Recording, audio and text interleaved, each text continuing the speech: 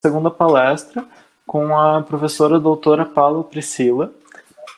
Ela tem o mestrado dela em Fisiologia, o doutorado em Farmacologia, e ela é professora da Universidade Federal de Pelotas, das disciplinas de Toxicologia Clínica e Clínica de Pequenos Animais. Ela é a coordenadora do nosso grupo VetCor, que é o organizador desse evento, e também do grupo VETOX, que é o grupo de Toxicologia Clínica. Agora eu passo a palavra a ela. Boa noite, gente. Como o Eduardo falou, eu sou professora de Clínica e Toxicologia da UFPEL, né, e coordenadora do grupo VetCor e VETOX. Aproveitando aqui esse evento, nós faremos em breve outro evento, só que voltado para toxicologia, então gostaria que vocês ficassem atentos, que vai ser um evento muito legal. Não tem data ainda, mas vai ser provavelmente entre outubro e novembro. Então, fiquem de olho, tá bom? E agora vamos começar a nossa palestra, que é um tema bem interessante, que é sobre a síndrome braquicefálica e suas implicações cardíacas. Então, para que a gente possa entender melhor o que é a síndrome braquicefálica, primeiramente a gente tem que saber alguns detalhes sobre. O que significa o termo braquicefálico? O termo braquicefálico ele é derivado do latim brax, significa curto, e céfalo significa cabeça.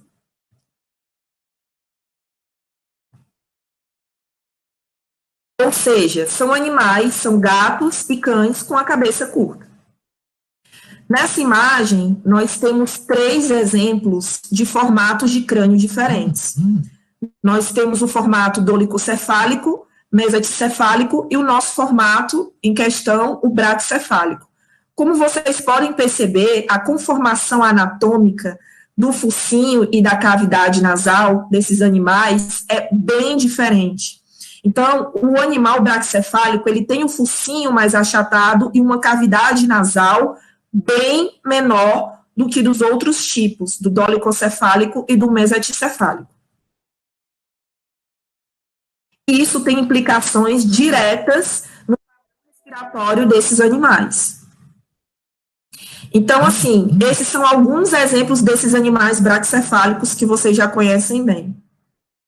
E, devido a essa característica morfológica, ocorrem alterações anatômicas muito importantes, principalmente no aparelho respiratório superior desses animais, e resulta em uma diminuição do fluxo de ar inalado. Então, essa diminuição do fluxo do ar inalado vai depender da gravidade e da cronicidade dessas alterações morfoanatômicas, ok? Então, essas alterações, elas caracterizam a síndrome braquicefálica, que nada mais é do que, o que a gente pode resumir o que é a síndrome braquicefálica? São alterações do trato respiratório superior em cães braquicefálicos. E a gente está falando aqui de alterações anatômicas. Quais seriam as principais alterações anatômicas vistas em animais com síndrome braquicefálica? Nós podemos dividir em alterações primárias e secundárias. As primárias são as narinas estenosadas, o palato mole alongado e a hipoplasia traqueal. A estenose de narina, ela é muito fácil de ser visibilizada, né, como vocês podem ver nesse paciente aqui. Aproveitando esse paciente, a gente vai ver outras imagens dele. Esse paciente foi submetido à cirurgia para correção da síndrome braquicefálica, antes que ele desenvolvesse algumas complicações que vocês vão ver no decorrer dessa apresentação, né? Mas vocês podem me perguntar, professora, como é que você diagnostica um animal com síndrome braquicefálica? A gente vai falar mais posteriormente do diagnóstico, mas ele se inicia através da estenose da narina. Como vocês podem ver, é algo que não precisa sedar o animal, é algo que é muito fácil de ser visto.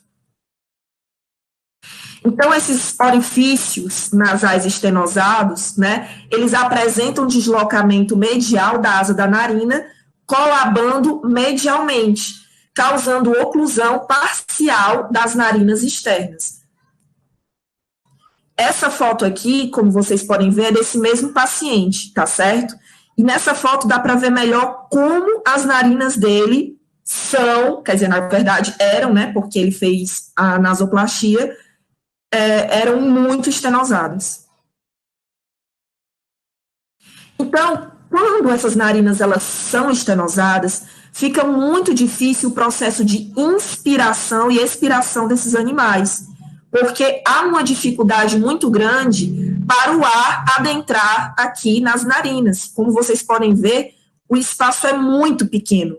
Então, o animal ele tem que fazer um esforço muito grande respiratório para conseguir inalar o ar. E isso, gente, pode causar uma dispneia de vários graus. O animal pode ter uma dispneia leve e uma dispneia intensa ou uma dispneia moderada. Isso vai depender do quê? De vários fatores, obviamente. E um desses fatores é o quê? É esse grau de estenose de narina, né? Porque a narina é o primeiro local onde há passagem de ar. Então, se essa narina ela é muito estenosada, obviamente que menos ar vai adentrar no aparelho respiratório desse animal. Então, é um animal que vai ter dificuldades respiratórias. Outro defeito primário, que também é comum ver na síndrome braquicefálica, é o prolongamento de palato, ou palato mole alongado, né? Vale salientar que o palato mole, ele exerce importantes funções relacionadas tanto à fonação do animal, quanto à deglutição, certo? E que devido ao prolongamento de palato, há uma pendência desse palato na extremidade cranial da laringe, ou seja, na cartilagem epiglote. Essa imagem aqui é desse mesmo paciente, e como vocês podem ver, o palato mole, ele era para estar até aqui, é o normal. Olha o tamanho desse prolongamento. Vocês estão vendo que ele tinha um prolongamento muito grande de palato. Então, esse animal, ele tinha uma dificuldade respiratória bem pronunciada. Aqui é um pequeno vídeo que eu vou tentar mostrar para vocês. Aqui ele está sedado, certo? E vocês podem ver como faz, o ruído que faz esse prolongamento de palato.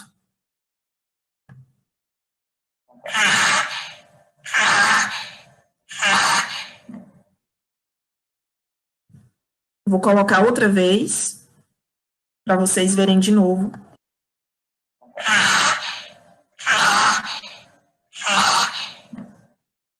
Então, vocês podem ver que há uma dificuldade grande para o ar passar também, devido a esse prolongamento de palato.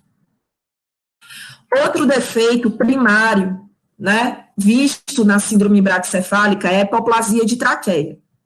Então, o que é a hipoplasia de traqueia?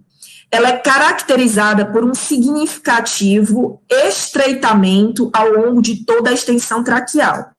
Então, não é só de uma parte traqueal, é de toda a extensão traqueal, certo? Os anéis traqueais de um animal que tem hipoplasia de traqueia são anéis mais rígidos, e eles se tornam tão rígidos que eles não permitem com que haja a passagem de ar de uma forma normal, certo?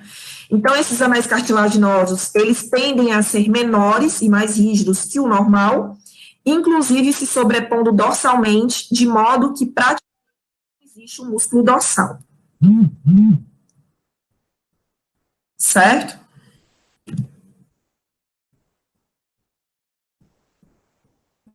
Vocês conseguiram ver o vídeo?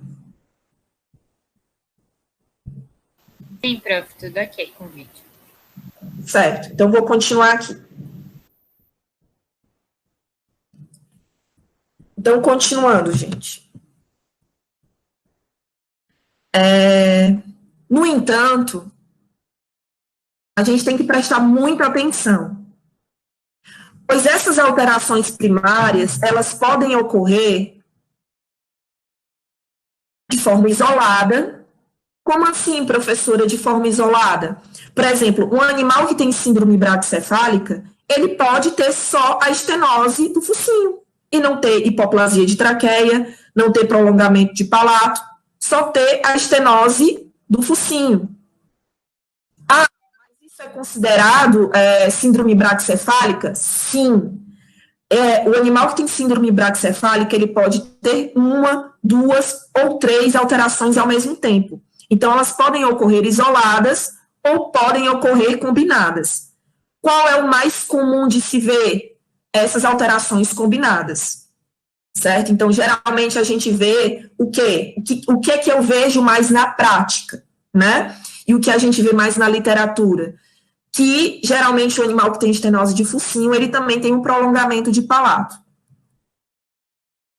Então, em relação à epidemiologia dessas alterações, a estenose das narinas, ela ocorre em mais ou menos 50% desses animais braquicefálicos.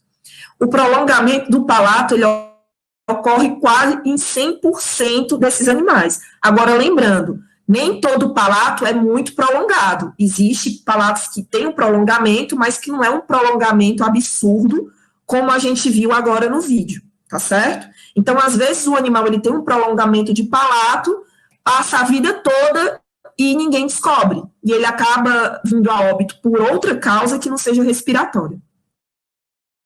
A hipoplasia traqueal, ela é uma anomalia muito frequente em bulldogs ingleses. Nas outras raças braquicefálicas, não. Mas no bulldog inglês, geralmente 50% desses animais, eles têm hipoplasia traqueal. E, finalmente, o colapso laríngeo acontece geralmente em 30% dos casos de animais com síndrome braquicefálica. No entanto, atenção novamente, né? Pois as alterações primárias, elas podem acarretar em lesões secundárias, ou seja, dependendo do grau e da cronicidade dessas alterações, podem acarretar em outras lesões, que são as lesões secundárias. Que são eversão dos sacos laríngeos e colapso laríngeo. E por que ocorrem esses defeitos, né, esses efeitos secundários? Então, vamos lá para vocês entenderem direitinho como é que um defeito primário pode causar um defeito secundário. O defeito primário, como, por exemplo, a estenose de narina, ou mesmo o prolongamento do palato, ele vai gerar uma pressão, um aumento da pressão negativa para a entrada de ar no trato respiratório superior. E esse aumento dessa pressão constantemente vai causar inflamação. E se essa inflamação ela continuar, se ela não for parada por uso de anti-inflamatório ou for corrigida cirurgicamente, vocês sabem que quando a gente tem um processo inflamatório, nós temos a perda de função tecidual, a fibrose daquele tecido e, às vezes, o aumento daquele tecido. Então, nós podemos ter uma eversão desses sacos laríngeos, eles podem ficar muito grandes e muito inflamados, bem como nós podemos ter, devido à eversão desses sacos laríngeos, colapso laríngeo.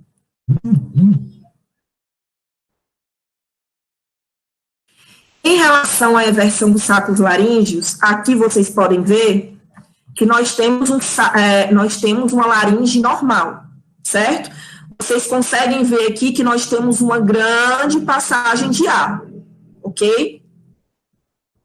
Mas, devido à obstrução crônica das vias aéreas superiores, ou seja, estenose de focinho e de palato, o prolongamento do palato, somado com a perda progressiva na função de suporte das cartilagens laríngeas, nós vamos ter, e também somado à baixa resistência de sustentação dos sacos laríngeos, que eles podem se tornar facilmente evertidos devido a essa baixa resistência de sustentação, nós vamos ter isso aqui. Olha a diferença do normal para o saco laríngeo evertido. Eu acho que vocês conseguem ver a diferença, é bem gritante, né? Aqui é por onde o ar vai passar, aqui é por onde o ar passa. Aqui no animal normal nós temos uma passagem de ar magnífica. Aqui nós temos uma passagem de ar muito insuficiente, muito precária, né? E isso vai levar a muitos problemas respiratórios. A prevalência da eversão dos sacos laríngeos é geralmente 49%, mas para que ocorra essa eversão dos sacos laríngeos, nós temos que ter a cronicidade das lesões da estenose, né, do focinho, bem como do prolongamento de palato. Então, a eversão dos sacos laríngeos leva ao colapso laríngeo. E aí, o colapso laríngeo tem 3 etapas.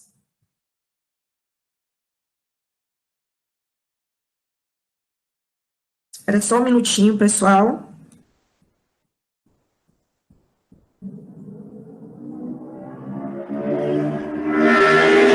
Certo. Pronto. Então, vamos lá, gente. Voltando. Então, em relação ao colapso laríngeo, nós temos 3 etapas. Etapa 1, etapa 2 e etapa 3. Novamente, nós temos aqui a imagem de uma laringe normal, sempre para a gente usar como referência, né? E na etapa 1, essa laringe que era normal, aos poucos, ela vai ter a eversão dos sacos laríngeos, levando à inflamação e edema de mucosa de uma forma grave. Ok? Na segunda etapa, tem a perda da rigidez do processo cuneiforme da cartilagem aritenoide, levando ao seu avanço para a luz laríngea. Paula? Oi. O pessoal está dizendo que está um pouco rápido. Tu consegue falar um pouquinho mais devagar, por favor? Sim, ok. Falarei mais devagar. Voltando. Então, a gente vai recomeçar esse slide, ok, gente? Nós temos 3 etapas para levar o colapso laríngeo, certo? Primeira etapa, eversão dos sacos laríngeos, de uma forma leve, com inflamação e edema da mucosa. Quando esse processo dessa etapa 1 continua acontecendo, ou seja, ele não é parado, certo?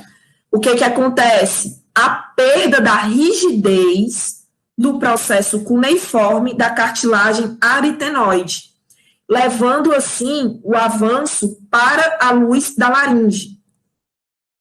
E culmina na etapa 3.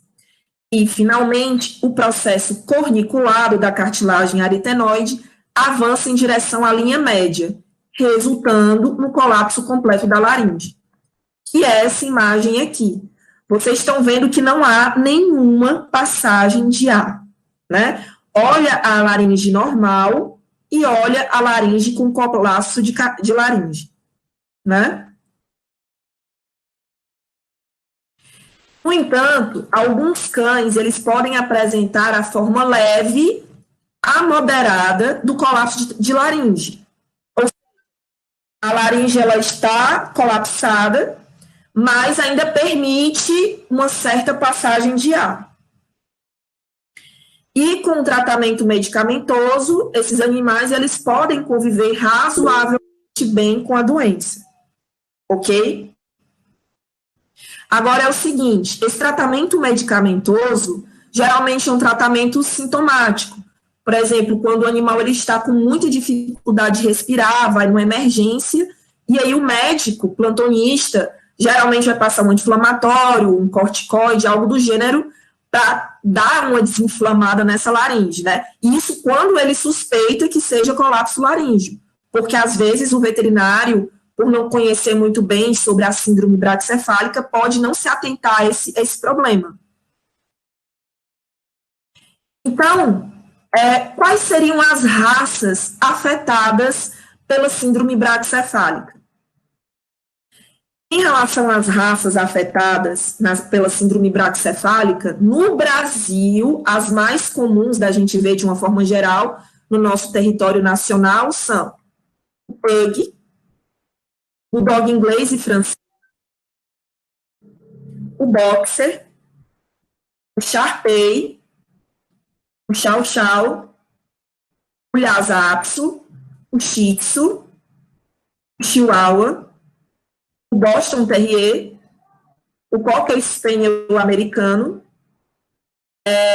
o Bruxelles de Fon, né, que não é tão fácil assim, esse cachorrinho aqui é daquele filme Melhor Impossível, para quem assistiu vai reconhecer. O Cavalier King Charles Spaniel, que não é tão comum, o Dog de Bordeaux, o Dogo argentino, Terra Nova, Bull Mastiff e o Cane Corso. Essas raças aqui, em alguns locais do Brasil, elas têm maior quantidade, então talvez vocês não tenham visto na região de vocês, mas existem algumas regiões do Brasil que essas raças, elas são bem populares. E agora a gente vai falar de umas raças que no Brasil, mas não são tão comuns.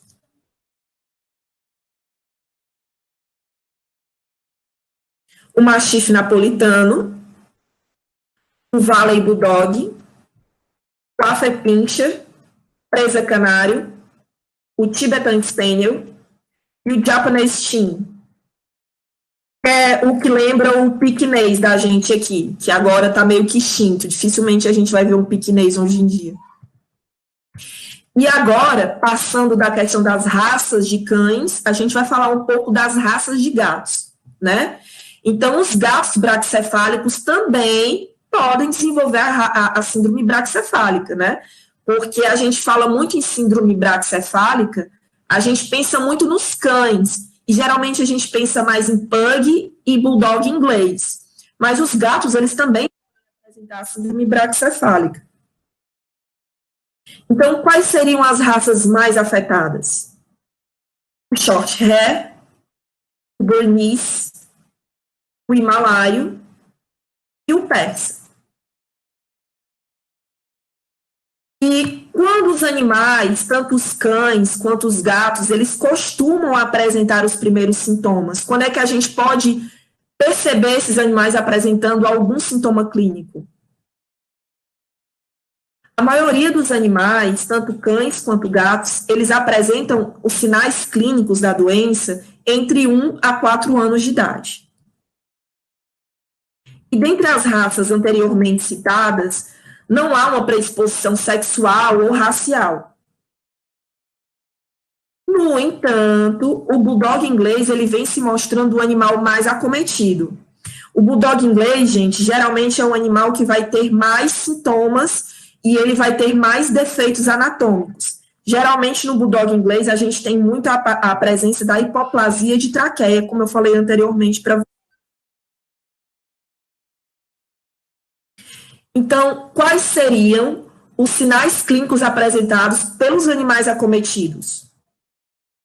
Alteração vocal, espirros reversos, engasgos, respiração ruidosa, estridores e estertores, tosse, síncope, mucosas pálidas e cianóticas, dispneia, intolerância ao exercício e tentativa de vômito. Então, esses são alguns dos sinais que vocês podem perceber no animal que tem a síndrome braquicefálica.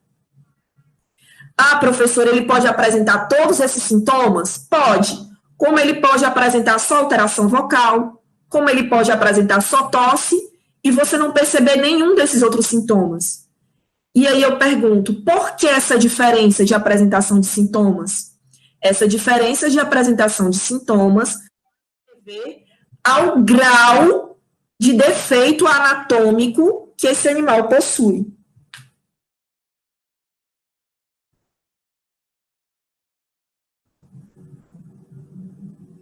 Ok? Então, vamos lá. Depois que a gente falou desses sinais clínicos, né? Quais seriam as complicações secundárias apresentadas pelos animais acometidos? Então, a gente já tem outros tipos de complicação, gente. A síndrome braquicefálica, ela leva a problemas multissistêmicos. Quando a gente fala de síndrome braquicefálica, a gente se refere muito ao trato respiratório superior. né? Mas a síndrome braxcefálica, ela também causa problemas gastrointestinais, causa gastropatias também. Então, ela pode causar gastropatias hipertróficas do piloro, tanto congênitas, que o animal já nasce com, né, ou adquiridas, dilatação gástrica e ou esofágica, regurgitação e vômitos e flatulência. Isso tudo se deve devido à aerofagia. Ah, mas por que o animal ele vai praticar aerofagia? Porque o desespero para ele respirar é tão grande, porque ou ele tem uma narina muito estenosada, ou tem um palato muito prolongado, que ele acaba que vai ter uma respiração muito curta, né? Aquele famoso arfar, né? O animal ele vai começar a respirar muitas vezes num período muito pequenininho, então ele vai acabar engolindo muito ar. E essa aerofagia, ela pode causar esses problemas aqui, que eu acabei de citar para vocês, problemas gastrointestinais. Agora, fora essa parte gastrointestinal, a síndrome braxcefálica, ela pode levar ao aparecimento da hipertensão pulmonar. E é aí que a gente presta atenção no sentido das implicações cardíacas ligadas à síndrome braxcefálica. Por quê? Porque todas as alterações cardíacas que a gente vai ver nessa apresentação, elas derivam da hipertensão pulmonar causada pela síndrome braxcefálica. Então, quando o animal tem hipertensão pulmonar, ele vai desenvolver uma insuficiência cardíaca congestiva direita, obviamente, se não tratado, né, se for um animal que não for tratado a tempo, for feita a correção cirúrgica ou a medicação paliativa, então ele vai desenvolver insuficiência cardíaca congestiva direita, e com isso, efusão pleural, edema pulmonar e ascite. Pois é, e ainda tem mais, para vocês pensarem, tipo, desgraça pouco é bobagem, né? Fora isso tudo que eu falei para vocês, os animais braxcefálicos, eles ainda podem ter hipertermia. E o que seria essa hipertermia? Gente, como vocês podem ver nessa imagem, nós temos um bulldog e ele é bem gordinho, né? Esses animais braxcefálicos, alguns geralmente são mais gordinhos, né? Pela própria propensão genética deles a serem mais gordinhos, mas também porque, como eles não têm uma respiração normal pelos defeitos anatômicos, eles acabam se movimentando pouco, acabam se tornando mais apáticos. E assim, eles comem muito, mas queimam poucas calorias. Então, eles têm um ganho de peso muito grande. Então, assim, se eu tenho um animal gordinho, que tem a narina estenosada, como vocês podem ver aqui, o que é que vai acontecer? Se esse animal gordinho, que estiver num lugar quente, como é que ele vai conseguir fazer a troca de calor? Vocês sabem que os cães, eles fazem a troca de calor através do quê? Do sistema respiratório, do trato superior do sistema respiratório. Então, o animal, ele perde calor, os cães, eles perdem calor através do sistema respiratório superior. Se nós temos defeitos, como fibrose de focinho, prolongamento de palato e hipoplasia traqueal, essa troca de calor, ela vai ficar muito prejudicada. Então, esse animal ele vai ter uma dificuldade muito grande de perder calor. Então, é um animal que vai ser propenso a ter o quê? Hipertermia. Ok? Então, muitos bulldogs, eles chegam à emergência, né? Porque eles entram em quadros de hipertermia. Então, isso aqui acontece muito no verão. Então, no verão tem que ter um cuidado muito grande com esses animais braxcefálicos, principalmente os que são mais gordinhos. Outro problema é o cherry eye, né? Que é a protusão da glândula terceira pálpebra, aqui. Essa protusão, ela ocorre porque eles têm os olhos muito grandes e a cavidade orbital é muito pequena para um olho muito grande. Então, acaba que não acomoda bem a glândula, e essa glândula ela pode ficar protusa. Então, eles são animais que têm o famoso cherry eye também. Depois disso tudo que eu falei para vocês, a gente se pergunta, ok, e como é que a gente realiza na clínica o diagnóstico desses animais? Se eu estou aqui numa clínica veterinária, recebo um paciente braquicefálico, como é que eu vou realizar o diagnóstico e poder falar para o meu cliente, para o tutor do meu paciente? Olha, o seu animal tem a síndrome braquicefálica. Então, tudo começa através do exame clínico. Pode ser realizado também, se você vê que no exame clínico há uma necessidade de fazer exames complementares, endoscopia das vias aéreas, mas nós sabemos que isso não é uma realidade, assim, poucos lugares no Brasil têm endoscopia das vias aéreas.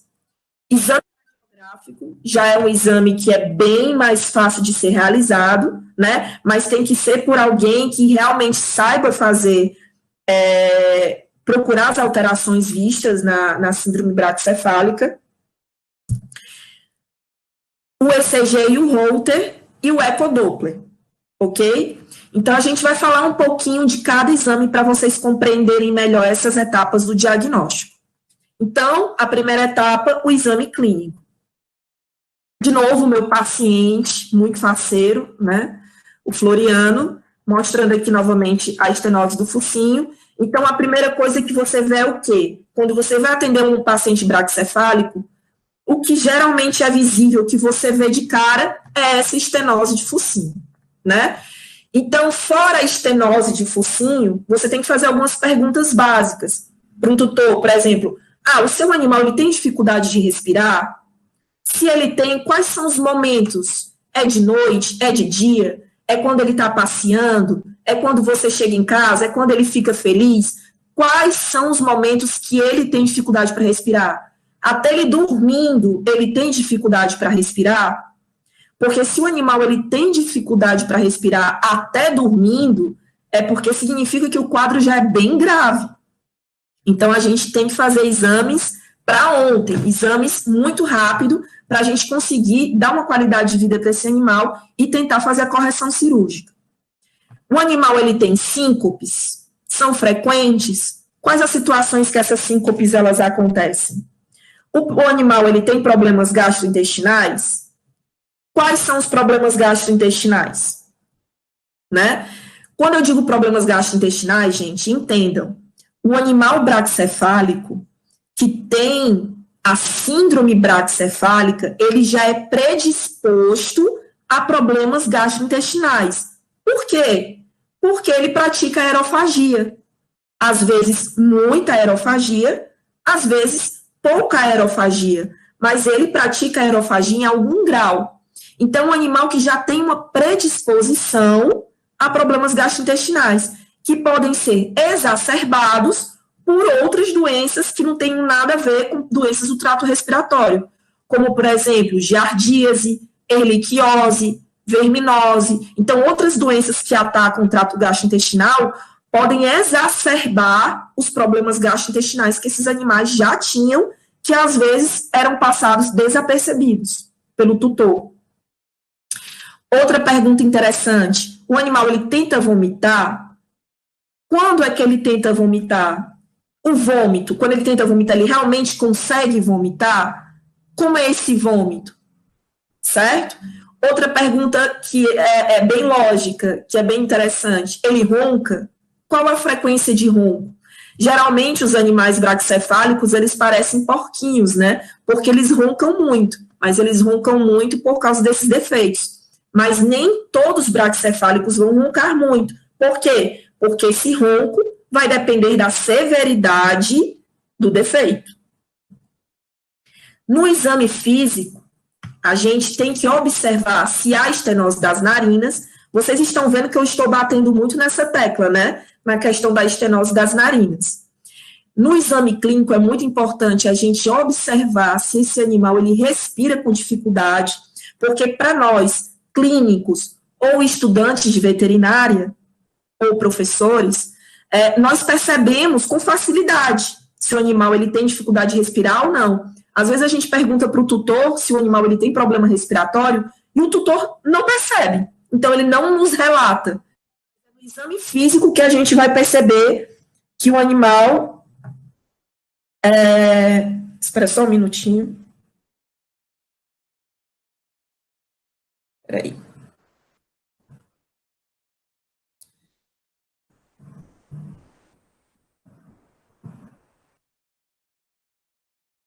Certo. Desculpa, gente. Voltando. Então, assim,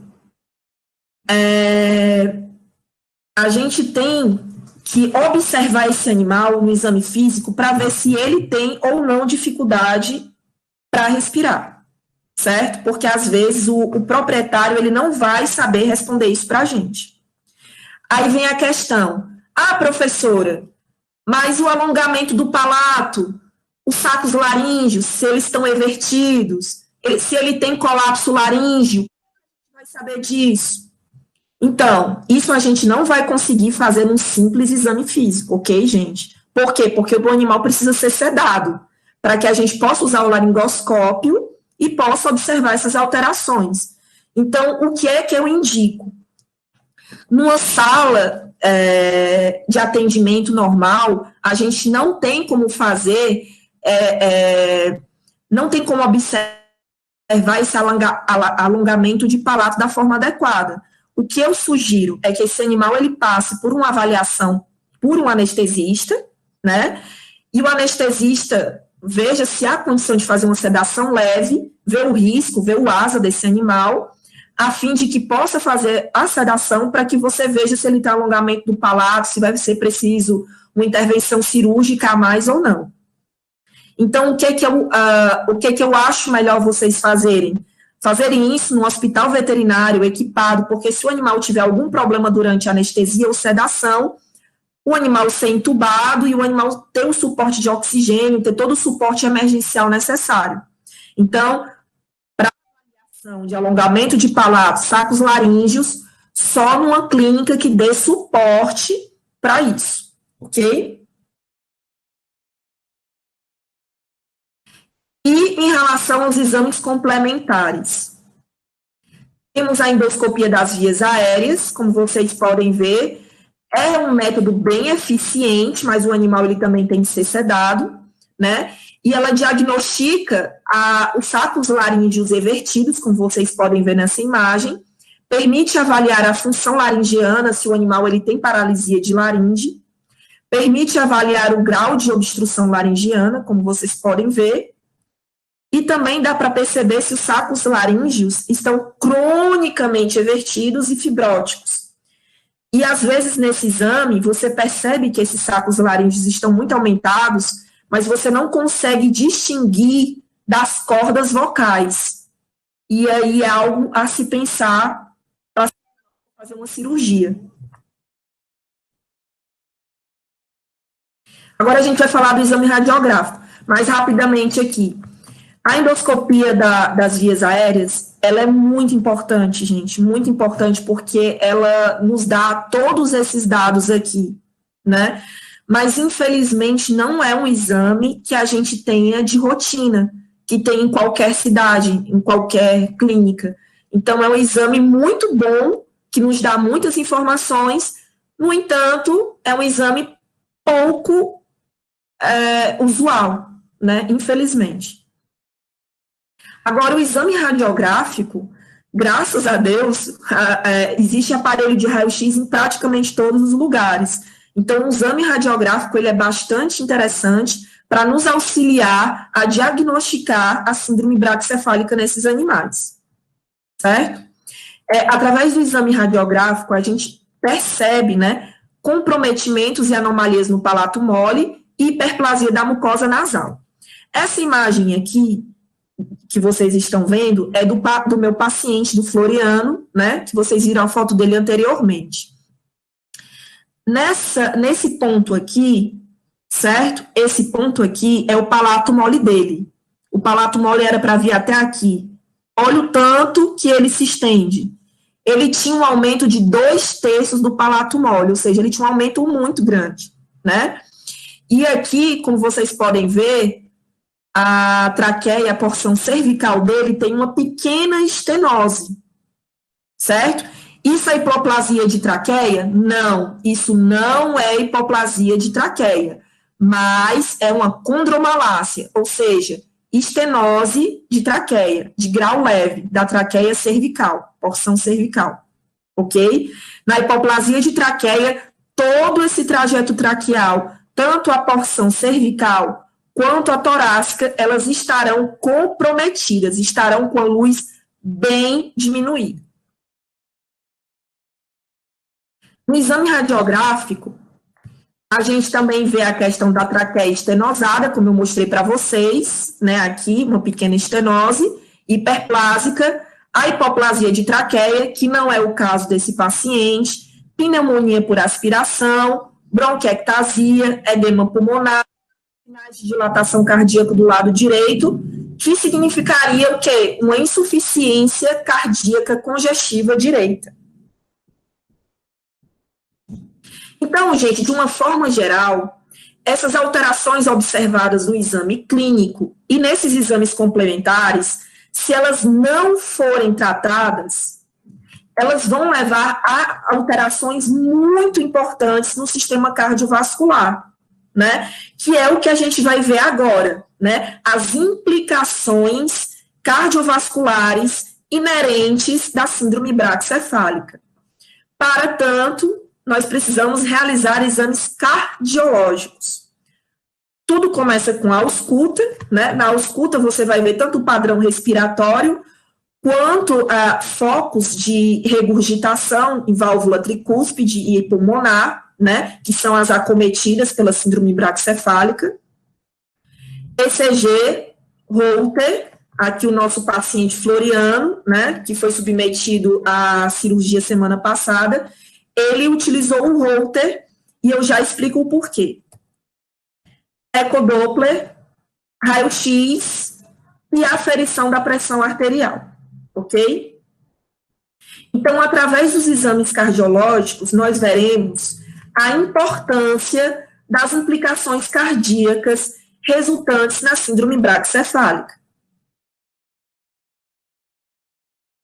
No eletrocardiograma, o que a gente pode ver que tem a ver com a síndrome braquicefálica? E aqui o Holter. O que a gente pode ver nesses dois exames? Esses exames, eles podem apenas sugerir alterações cardíacas causadas pela síndrome, podem sugerir dilatação, hipertrofia ventricular direita, hipóxia miocárdica, e ele é muito importante, tanto o eletro quanto o Holter, na detecção de arritmias. Mas aqui eu vou fazer um pequeno parêntese, ok? O Holter é o tipo de exame cardiológico que, infelizmente, ele também não é um exame que tem em qualquer lugar, né? Ele não é muito pedido, muito requisitado por alguns veterinários. Mas, gente, ele é um exame muito importante. Inclusive, ele é tão importante que nós teremos uma palestra com o professor Dr. João Paulo da Exaltação Pascon, que ele vai falar justamente da importância do Holter como indicador de alterações autonômicas, né, que podem estar presentes no sistema cardiovascular. Então, vocês vão entender o porquê, através da palestra do professor João Paulo, da importância do Holter. No caso do meu paciente, do Floriano, eu fiz o Holter por 2 motivos. Primeiro, para eu ver todas as alterações elétricas, cardíacas, bem como para, posteriormente, eu fazer uma avaliação do sistema nervoso autonômico simpático e parasimpático e ver qual deles estava predominando no Floriano. Mas isso vocês vão entender melhor na palestra do professor João Paulo. Então, não vou entrar em detalhes agora. E fora que tanto o Holter quanto o ECG, ele detecta arritmias. Mas é muito importante falar outra coisa para vocês. Às vezes, no eletro, naquele momento do eletro, naqueles 5, 10, 15 minutos ou 30 minutos de eletro, você não detecta nenhuma arritmia no paciente. Mas não significa que ele não tenha nenhuma arritmia. Quem pode te dizer se esse animal tem uma arritmia ou não é o Holter. Por isso, o que é que eu indico? Para esses animais que vão passar por processos cirúrgicos, ou animais como o Floriano, que é braquicefálico, eu indico o Holter, que é menos estressante e vai me mostrar como é que está a atividade elétrica dele durante 24 horas. Em relação tanto ao Holter quanto ao ECG, o que geralmente a gente vê nesses animais braquicefálicos? Arritmia sinusal. Aí vocês me dizem, professora, mas a arritmia sinusal é normal. Em cães, ela é normal, né? Só que a arritmia sinusal, ela significa o quê? Que a gente tem um tônus vagal presente, o que é bom, até um certo ponto é muito bom, né? Que está mostrando que o sistema autonômico simpático e parasimpático, eles estão agindo simultaneamente, e isso é bom. Só que nos bulldogs, nas raças braquicefálicas, eles têm um prolongamento dessa arritmia sinusal quando comparado a outras raças, certo? E esse prolongamento, ele ocorre geralmente quando eles têm um grande esforço respiratório, certo? Esse grande esforço respiratório vai estimular mais o nervo vago. Estimulando mais o vago, vai aumentar o tônus vagal. E aí pode oscilar, né, de forma dramática essa arritmia sinusal. E passar de uma arritmia sinusal para algo que não é normal, para outros tipos de arritmia, e ou extrasístoles que podem aparecer nessas arritmias.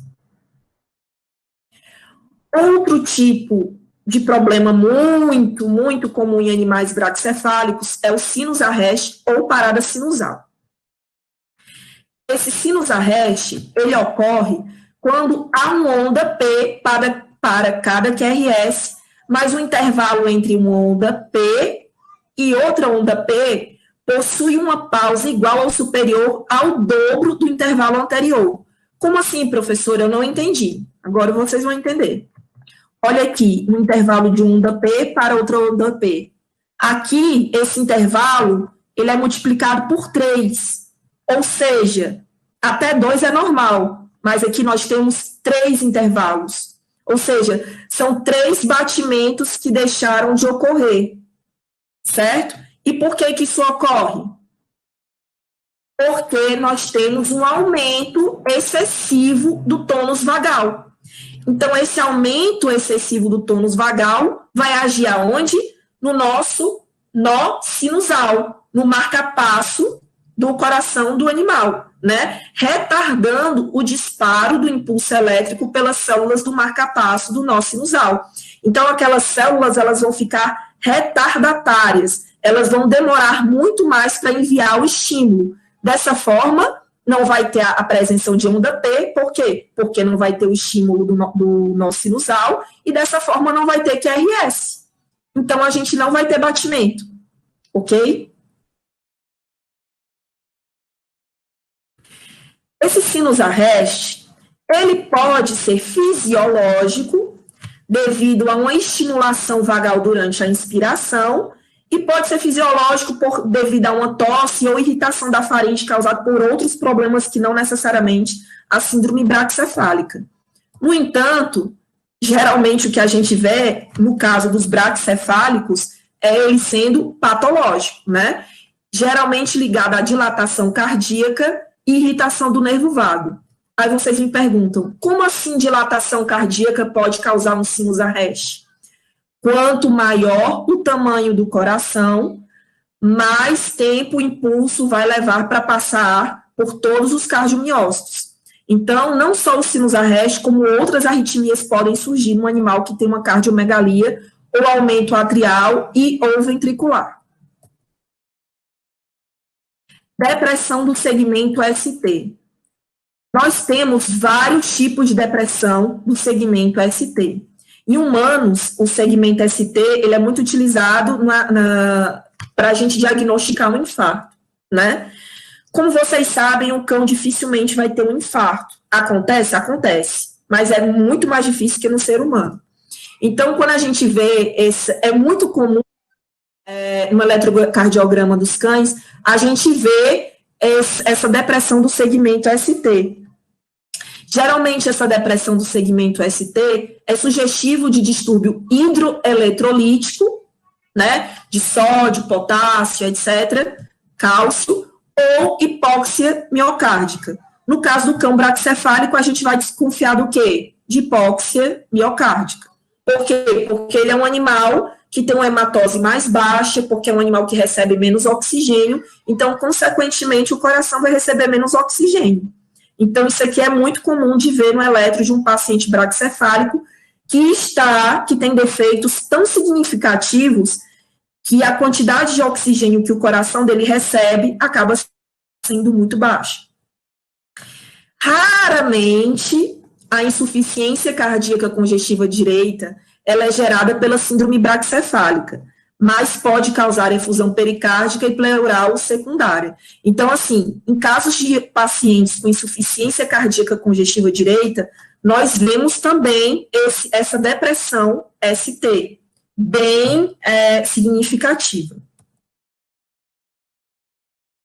E a P pulmonale. Com certeza, vocês já ouviram falar da onda P pulmonale, né? Aqui nós temos a onda P normal e aqui nós temos a onda P pulmonale. Qual a diferença entre as duas? A amplitude. A onda P pulmonale, ela tem uma amplitude maior do que a onda P normal, certo? Então, esse aumento de amplitude de onda P geralmente sugere que há uma sobrecarga atrial direita. Então, na síndrome braquicefálica, leva à hipertensão pulmonar, que leva a cor, que a gente vai ver os detalhes mais a seguir. Mas a P pulmonale, a gente vê no animal que tem, provavelmente, um átrio direito já bem aumentado. Em relação ao ecodopplercardiograma, o ecodopplercardiograma, gente, ele é muito importante para mostrar se esse animal ele tem hipertensão pulmonar, certo? Se a síndrome braquicefálica já chegou nesse ponto de hipertensão pulmonar. E aí eu vou falar uma coisa para vocês bem interessante. O paciente Floriano, que vocês viram as imagens, vocês viram que ele tem prolongamento de palato, tinha, né, porque ele fez a cirurgia, tinha estenose das narinas e ele tinha uma leve estenose da traqueia porção cervical. Ele fez 2 ecodopplercardiogramas em espaços de tempo diferentes. E nos 2 ecos não foi visualizado a hipertensão pulmonar. Ou seja, ele não chegou a desenvolver a hipertensão pulmonar. De forma que ele fez a correção cirúrgica semana passada e dificilmente ele vai chegar ao ponto de desenvolver hipertensão pulmonar. Então, a gente conseguiu frear as outras consequências possíveis da síndrome braquicefálica nesse paciente. Porque a partir da hipertensão pulmonar é que a gente vai realmente ter as implicações cardíacas.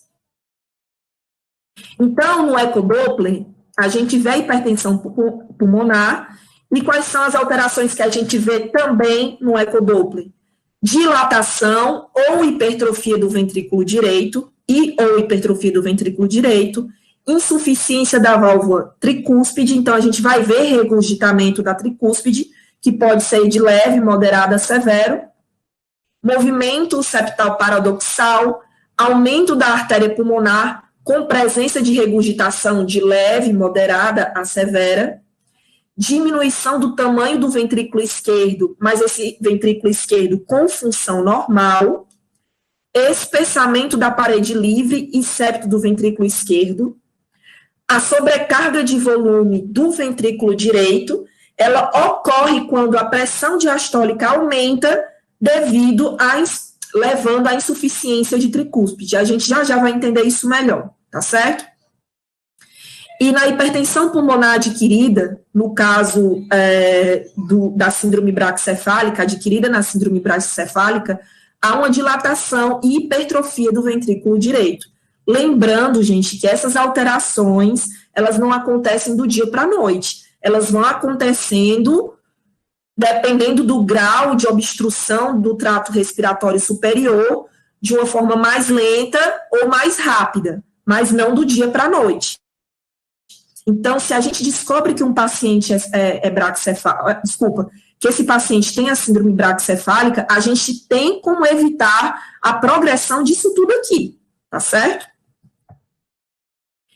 Ok, eu falei para você de diagnóstico, de sinais clínicos, das alterações primárias e secundárias da síndrome braquicefálica, mas afinal, qual é a relação da fisiopatogenia da síndrome braquicefálica com o sistema cardiovascular? Realmente, o que acontece para que a síndrome braquicefálica cause essas implicações cardiovasculares?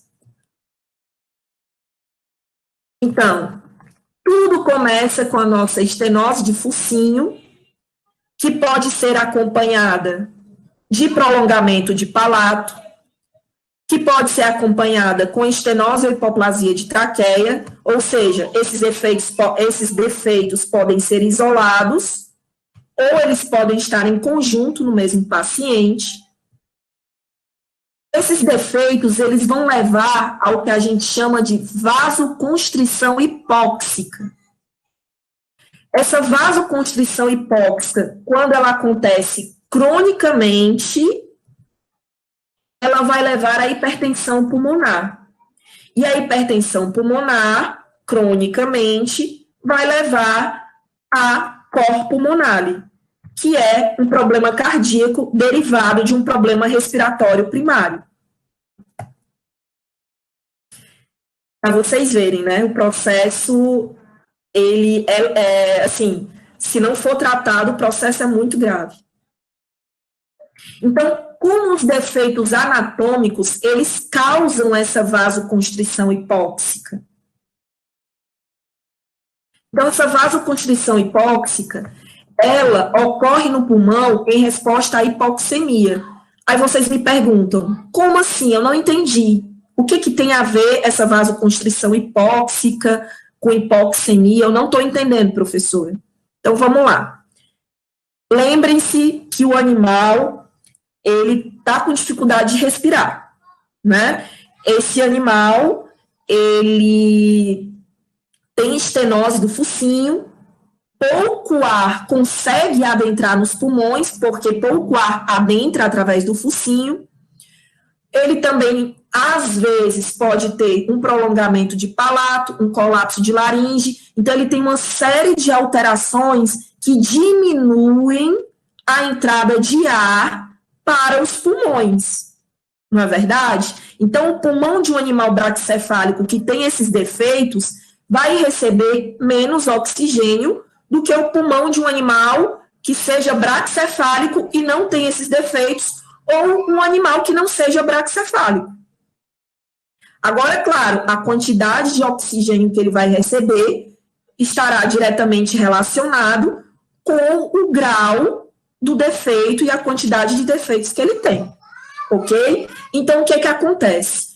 Quando o pulmão, ele recebe pouco oxigênio, né, ele mesmo se autorregula.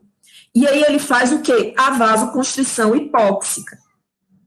Essa vasoconstrição hipóxica, ela tem como objetivo manter a relação VQ. O que é isso? Manter a relação ventilação-perfusão próxima do normal. Então, o pulmão, ele mesmo diz assim, poxa, eu estou recebendo pouco oxigênio, o que é que eu vou fazer? Eu tenho que manter a minha relação ventilação-perfusão o mais próximo do normal, porque dessa forma eu vou conseguir fazer com que haja a hematose, porque dessa forma eu vou conseguir oxigênio para manter todo o organismo funcionando, né? Então, isso tudo acontece de uma forma de atenuar a redução da pressão de oxigênio, ou seja, para aumentar essa quantidade de oxigênio. Então, o que acontece? Acontece a vasoconstrição hipóxica, que ela faz com que o sangue seja desviado de áreas menos ventiladas para áreas mais ventiladas. Então, dessa forma, o sangue, ele vai estar no vaso, o vaso comprimido aqui, esse sangue ele vai sair daqui e vai para uma região que está mais ventilada. Se essa região está mais ventilada, vai ocorrer o quê? Uma melhor hematose. O que é que vai acontecer? Vai sair mais CO2 e entrar mais O2. Então, vai ter uma troca gasosa eficiente. na medida do possível, né? Então, por isso que acontece a vasoconstrição hipóxica, ok? O mecanismo exato, o que é que leva a acontecer essa vasoconstrição hipóxica, existe uma série de teorias sobre, mas o fenômeno em si, ele não foi bem elucidado, então eu não tenho como dizer para vocês realmente como é que o pulmão faz isso, como é que o pulmão faz essa vasoconstrição hipóxica, mas eu posso dizer que existem substâncias vasorrelaxantes e vasoconstritoras produzidas pelo endotélio dos vasos pulmonares, né?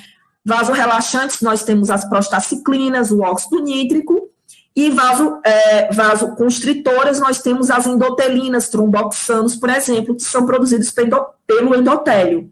Agora, o que faz o pulmão ativar esses mecanismos ainda não está bem elucidado. Mas, no entanto, é sabido que isso é feito realmente no pulmão. Como assim, professora? Se eu retirar o pulmão desse animal, esse mecanismo de vasoconstrição hipóxica, ele vai continuar acontecendo. Então, é algo que ocorre literalmente, focalmente no pulmão, que independe de estimulação simpática, parasimpática, de outros efeitos hormonais, mas é algo que ocorre especificamente no pulmão. Se essa vasoconstrição hipóxica, que eu expliquei para vocês, que é uma tentativa do pulmão de levar o sangue para onde tem uma maior quantidade de oxigênio dentro daquele pulmão, se isso for algo que aconteça cronicamente, o que é que vai acontecer? A hipertensão pulmonar. E aí, a gente começa a saga das implicações cardiovasculares. Então, como a hipertensão pulmonar causa a cor pulmonale, que é um problema cardíaco derivado de um problema respiratório? Então, vamos lá, para a gente entender direitinho. Aqui nós temos uma imagem, e eu quero que vocês prestem atenção nessa imagem. Olha o calibre dessa artéria pulmonar. Olha como está essa cavidade ventricular direita. E aqui a espessura da parede livre do ventrículo direito. Olha como é que tá. Tudo ok, né? Por quê? Porque esse coração tá normal. Mas, quando começa a ocorrer com mais frequência a vasoconstrição hipóxica, vocês vão ver o quê? Ó? Um aumento discreto dessa artéria pulmonar. Eu vou voltar até a figura anterior para vocês verem a diferença. Olha a diferença. Menor, maior. Então, a gente vai começar a ter uma dilatação discreta das artérias pulmonares, uma dilatação discreta do átrio direito e uma hipertrofia ventricular direita. E aí vocês me perguntam, mas por que essa hipertrofia ventricular direita? Não estou entendendo por que ocorre a hipertrofia ventricular direita. Essa hipertrofia ventricular direita, ela ocorre por quê? Porque para o sangue sair do ventrículo direito para ir para a artéria pulmonar, vai ter que vencer uma pós-carga maior do que ele estava habituado. Como assim, professora? Gente, o átrio e ventrículo direito e a artéria pulmonar fazem parte de um sistema de baixa pressão. Então, são tecidos, né, que são preparados para pressões baixas, não para pressões altas. Então, quando a gente começa a ter a hipertensão pulmonar, o ventrículo direito, para conseguir mandar o sangue para a artéria pulmonar, ele vai ter que fazer uma força maior do que a que ele estava acostumado. Então, como todo dia ele está fazendo aquela força maior para ejetar o sangue para a artéria pulmonar, vai ficar o quê? Musculoso. Ele vai começar a ficar o quê? Hipertrofiado. Isso é no estágio inicial da hipertensão pulmonar. Então, você já vê uma hipertrofia ventricular direita e já vê uma dilatação tanto atrial quanto das artérias pulmonares. Já no estágio moderado, como vocês podem ver, a dilatação já é bem significativa, o ventrículo direito ele se tornou mais dilatado e mais hipertrofiado, bem como o átrio direito, né? Então, você está vendo que já tem um remodelamento importante do lado direito do coração. Então, no raio-x de tórax, você vai ver um aumento, né, do lado direito do coração, um aumento da silhueta cardíaca, do VHS desse animal.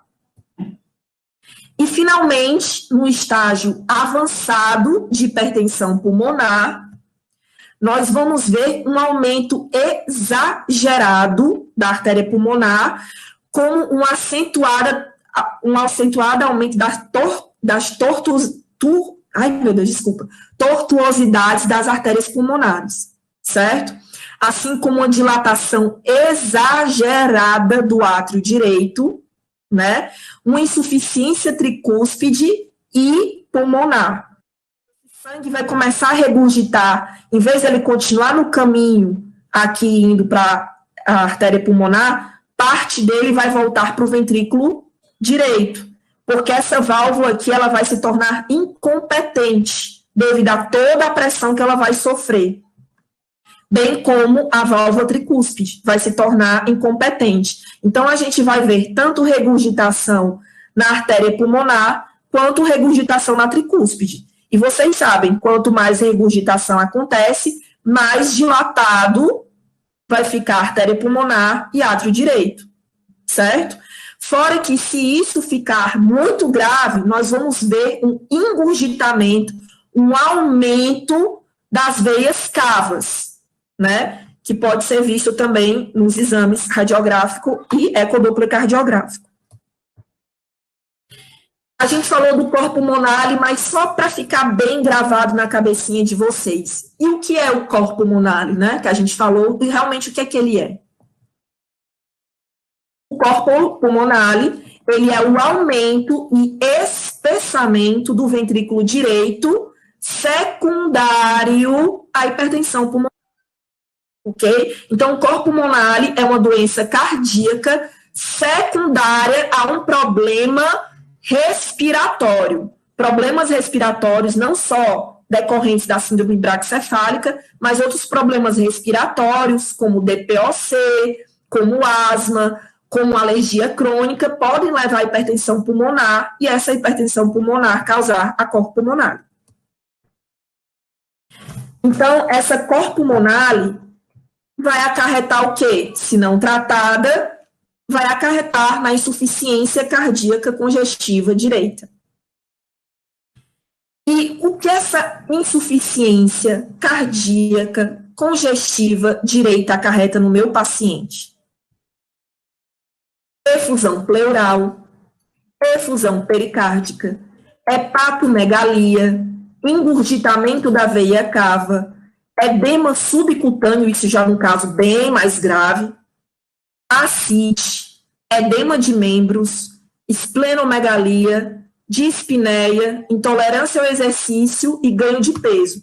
Esse ganho de peso, você está vendo que está até entre aspas, né? Porque, assim, não é que o animal fique mais gordinho, que ele ganhe gordura, pelo contrário, ele tem um aumento de ascite, ele fica ascítico, e aí ele ganha peso, mas por causa do volume ascítico, tá certo?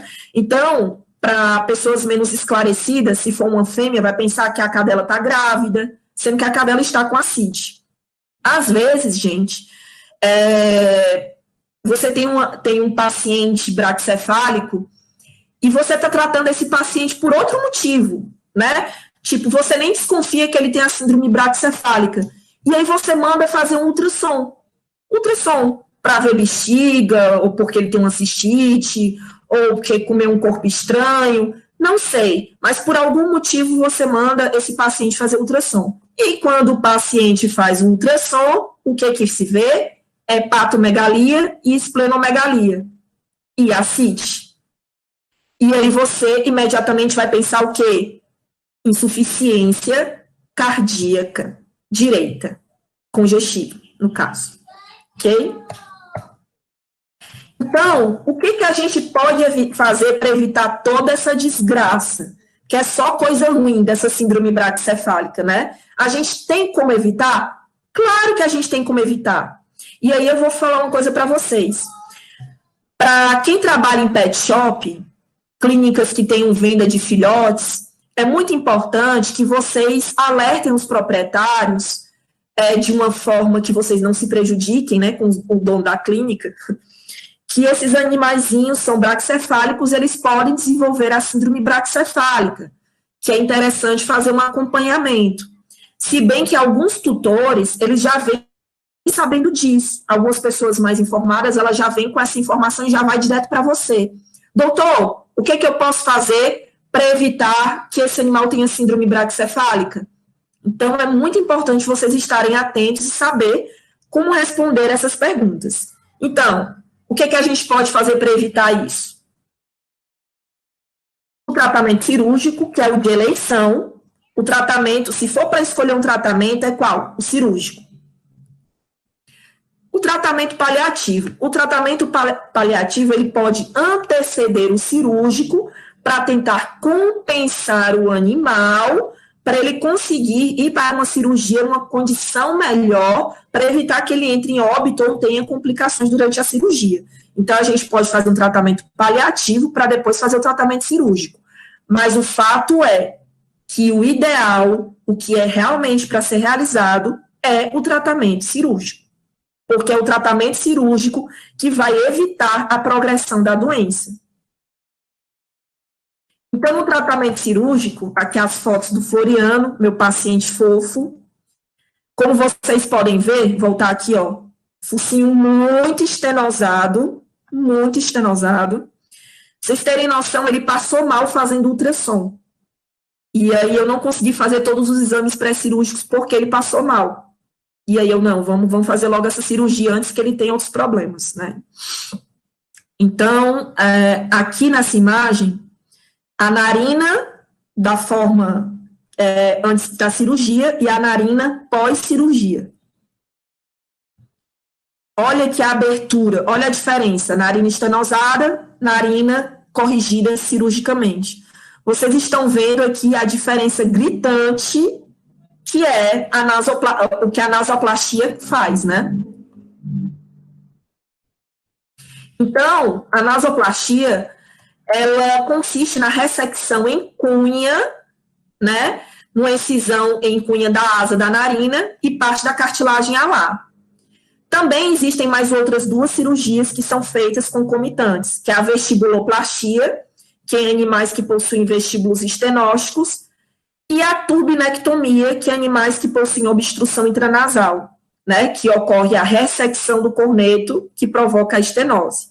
Esse paciente, ele só fez a nasoplastia, não fez a vestibuloplastia nem a turbinectomia, ok? Porque não havia necessidade. E aqui essa outra imagem, que eu acho muito legal, mostrando o focinho como era antes e o focinho depois, né? Essa imagem, eu acho que ela mostra tudo pra gente. Olha a facilidade que o ar tem para entrar agora por essa narina. Olha a facilidade, gente. Só de olhar para essa imagem já dá um alívio, né? Acho que você sente um alívio pelo paciente. Outra forma de tratamento cirúrgico, que novamente nós temos aqui o Floriano, meu paciente, é a estafilectomia, que é a retirada do excesso de palato. O palato mole dele era para vir até aqui. Olha o tanto de palato que foi retirado. Isso tudo de palato. E aqui, após a retirada do palato, como vocês podem ver, foi uma grande retirada de palato, né? Então, o nome dessa cirurgia é a estafilectomia, né? E o objetivo dessa cirurgia é retirar o excesso de tecido mole para liberar a passagem de ar, basicamente. Nós também temos como tratamento cirúrgico a prótese extraluminal. Essa cirurgia, inclusive, o professor André Lacerda, que foi o palestrante anterior a mim, ele faz essa cirurgia. Na verdade, ele faz tantas cirurgias, ele é um profissional, assim, exemplar. E, aproveitando, eu fico muito honrada de ter tido a oportunidade de ele participar desse evento, porque, gente, ele é um profissional muito bom. Ele faz todo tipo de cirurgia complexa que vocês possam imaginar. Até neurocirurgia ele faz. Mas, enfim, voltando para a palestra, o professor André, ele faz o uso da prótese extraluminal. Quando é que a gente faz o uso dessa prótese extraluminal? Em casos de colapso, estenose de traqueia. A gente poderia fazer no Floriano? Poderia, mas eu não faria agora, porque a estenose dele é muito pequena e a tendência é que ela continue desse jeito, já que ele fez o tratamento cirúrgico. Agora, em casos de hipoplasia de traqueia, que é a traqueia inteira com a luz diminuída, com o lumen diminuído, não existe cirurgias corretivas efetivas. Então, o prognóstico de animais que têm a hipoplasia de traqueia é um prognóstico já reservado, tá certo? Outra cirurgia que pode ser realizada é a ressecção dos sacos laríngeos, mas ela só é realizada depois que você faz a ressecção do palato mole, né, que é a estafilectomia, e dessa forma que você vai conseguir visualizar melhor os sacos laríngeos. Portanto, para que você faça a ressecção dos sacos laríngeos, você tem que fazer primeiro a estafilectomia. Como tratamento paliativo, a perda de peso já é algo que ajuda muito para evitar que esse animal entre em quadro de hipertermia. O uso de ansiolíticos e butorfanol. Butorfanol, para quem não sabe, é um antitussígeno. Ansiolíticos, eu coloquei ansiolíticos, mas a gente também pode fazer o uso de antidepressivos, né? Para que esse animal ele fique o animal mais tranquilo possível. Prednisona, né, para desinflamar sacos laríngeos, desinflamar focinho, enfim, a prednisona ajuda bastante. Aumentar a ingestão de água desse animal é muito importante. Banhos frios, principalmente em épocas de verão. Broncodilatadores. Lembrando, isso aqui é um tratamento paliativo. É só se você não conseguir fazer a cirurgia, porque o correto é fazer a cirurgia. Então, isso aqui é um adjuvante, são ajudas enquanto a gente não faz a cirurgia desse paciente. Os broncodilatadores, a fim de dilatar mais traqueia e brônquios, né? E dessa forma permitir, tentar aumentar uma quantidade de ar e a troca de calor desse paciente, para evitar que ele entre em hipertermia. O uso do sildenafil, se esse paciente já desenvolveu hipertensão pulmonar. O uso de diuréticos, se esse paciente já desenvolveu insuficiência cardíaca congestiva direita, que se não tratada vai se tornar insuficiência cardíaca congestiva, tanto direita quanto esquerda. E, gente, basicamente isso, tá certo, que eu queria falar para vocês. Eu já passei muito do meu tempo, né? E eu acho muito importante vocês se atualizarem sempre, né? Essas palestras que o VetCor está fazendo é justamente para nos manter atualizados nesse período de pandemia. Então, é muito bom a gente ter um tempinho para se atualizar. E como vocês puderam ver, a síndrome braquicefálica é um problema que existe e existe muito próximo de nós, porque boa parte dos nossos pacientes são braquicefálicos, tanto cães quanto gatos. Não vamos esquecer dos gatos. Eu falei muito aqui de cão, mas não vamos esquecer dos gatos. Então, agora que a gente está sabendo mais sobre síndrome braquicefálica, vocês vão conseguir, né, se antever todas essas complicações que eu falei para vocês até agora. Vocês vão conseguir se antever nesse paciente ter uma insuficiência cardíaca congestiva direita. Muito obrigada pela atenção de vocês. Estou aqui para retirada de dúvidas agora. Boa noite. Obrigada, professora. Primeiramente, muito... Quem é que vai falar? Pode falar, Eduardo, depois eu... Eu faço os agradecimentos e depois te passo para as perguntas, okay. Pode ser? Primeiramente, muito obrigado, professora. Palestra maravilhosa. Tu pode ver pelos comentários o quanto o pessoal gostou. Nós nem precisamos falar porque somos suspeitos para tal, né? Então, muito obrigado mesmo. Um show de palestra. Só um recadinho para o pessoal antes de passar a palavra para a Thaísa. Quem não curtiu ainda, curte esse vídeo, nos segue aqui no Instagram. Uma boa parte das palestras serão divulgadas aqui posteriormente. A gente só precisa da autorização de cada um dos palestrantes, mas muitas delas ficarão aqui no nosso canal. Então, vamos nos seguir, por favor, que daí vocês vão estar acompanhando, fora o nosso material divulgado semanalmente. Tanto o VetCore quanto o Vetox são liberados vídeos semanalmente. Então, isso aí, galera. Curte o vídeo, compartilha, liga o sininho. Agora eu vou passar a palavra para a Thaisa para ela falar sobre as perguntas. Antes, a gente vai liberar agora a lista de presença dessa segunda palestra. A lista ela vai ficar disponível apenas durante o período de perguntas. Então, galera, corre lá, faz o preenchimento dessa lista para garantir a presença, porque os certificados só serão emitidos se você acompanhar pelo menos 75% do evento. É isso. Thaisa? Agora eu vou agradecer a professora pela excelente apresentação. Muitas pessoas parabenizaram. E agora eu vou fazer algumas perguntas que o pessoal fez durante a palestra. A primeira delas foi: a hipoplasia de traqueia é um fator predisponente para o prolapso traqueal? Ela contribui para a ocorrência de pneumonia aspirativa? Vamos lá. Primeiro, para eu responder essa pergunta, o que é a hipoplasia de traqueia? A hipoplasia de traqueia é uma diminuição total, diminuição de toda a traqueia, do lumen dessa traqueia.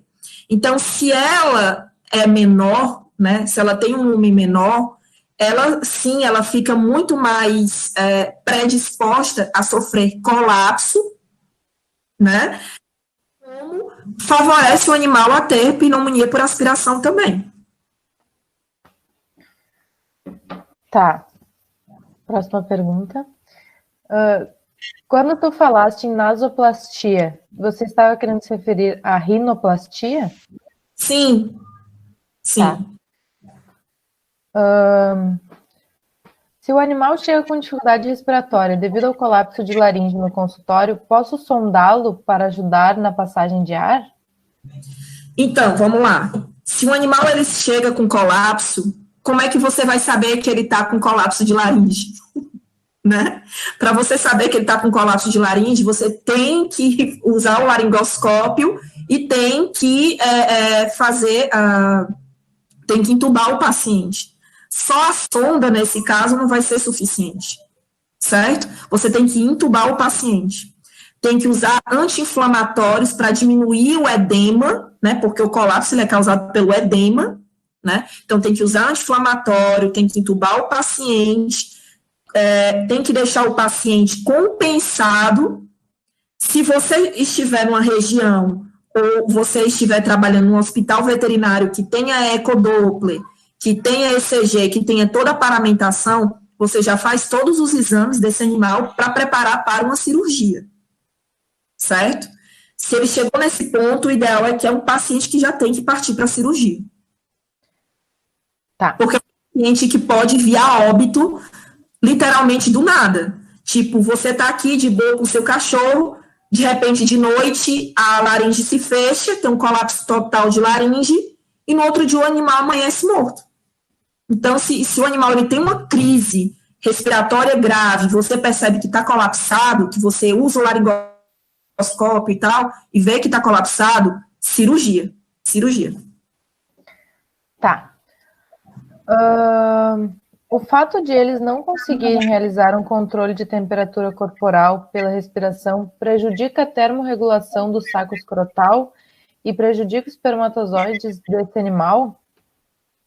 É o seguinte, legal essa pergunta. Achei legal.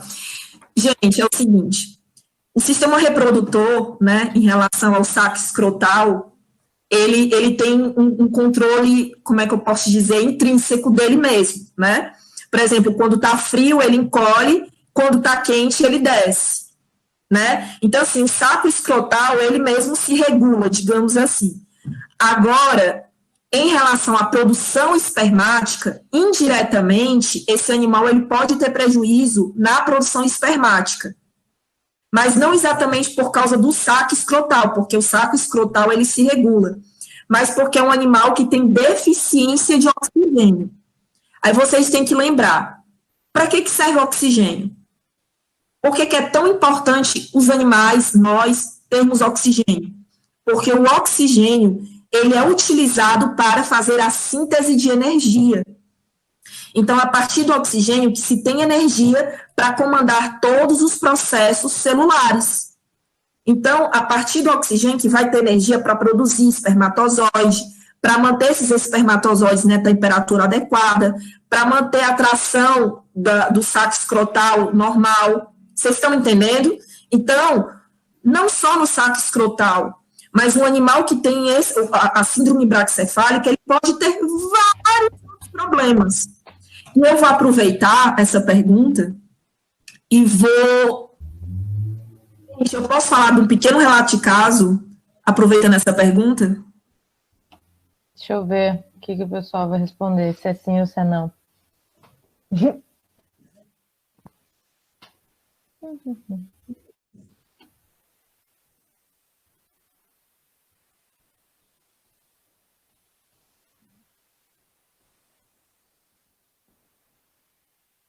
Pode, tá liberado. Pronto, gente, é o seguinte. Há milhões de anos atrás, né, eu atendi um pug, e esse pug, ele tinha problema de pele. Os meus alunos, eles já sabem dessa história. Mas é sempre bom falar dela, porque meio que lembra essa questão do escroto, que eu acabei de falar para vocês, o saco escrotal. Essa ligação do oxigênio com os outros sistemas. Então, esse pug, ele tinha muitos problemas de pele. Ele tinha microsporum canis, né? Ele tinha sangue por todo o corpo, ele era gordo. Estava uma desgraça esse cachorro. E a primeira coisa, quando eu vi esse cachorro, não foi passar um tratamento de pele para ele. Aí vocês me perguntam, mas professora, o cachorro não estava cheio de problemas de pele? Não foi por isso que a tutora do animal levou para a consulta e a senhora não passou medicação para a pele? Sim, eu não passei. E eu vou explicar por quê. Como é que eu vou passar uma medicação para um animal que tem outro problema? No caso, o animal ele tinha síndrome braquicefálica, mas a síndrome braquicefálica dele, as alterações não eram tão graves. No caso, o problema maior dele era a insuficiência mitral, que não tem nada a ver com a síndrome braquicefálica. Mas o ponto que eu quero mostrar para vocês, que vale para um animal que tem a síndrome braquicefálica, é o seguinte, que por ele ter insuficiência de mitral, e ele tinha uma insuficiência de mitral moderada, a circulação periférica, ou seja, a circulação da pele dele, estava prejudicada. Porque o que acontece? O coração ele vai mandar o sangue para os órgãos-alvo, os órgãos mais importantes. Os, entre aspas, menos importantes, não que seja menos importante, mas na escala de importância, fica por último, é a pele. Então, eu poderia dar uma dose de antibiótico, antifúngica, etc., para aquele animal, mas até esse antifúngico, esse antibiótico chegar na pele, chegar numa quantidade muito menor e num tempo muito maior. Então, eu primeiro fiz a terapia cardiovascular desse animal, e quando eu instituí a terapia cardiovascular desse animal, por si só, o próprio organismo conseguiu levar células de defesa suficientes, oxigênio suficiente para produzir energia para a cicatrização e para a cura daquele animal. Então, eu precisei usar uma dose de antibiótico e antifúngico, uma dose muito menor. E a recuperação do animal foi muito mais rápida. O que eu estou querendo dizer com isso? O oxigênio é energia. Se eu tenho baixo oxigênio, eu tenho baixa energia. Se eu tenho baixa energia, todo o organismo vai sofrer. O cérebro vai sofrer, o próprio coração vai sofrer, os rins irão sofrer, o sistema reprodutor irá sofrer. Então, todo mundo sofre. Agora, como todo mundo sofre, vai depender do grau de injúria que esse paciente apresenta.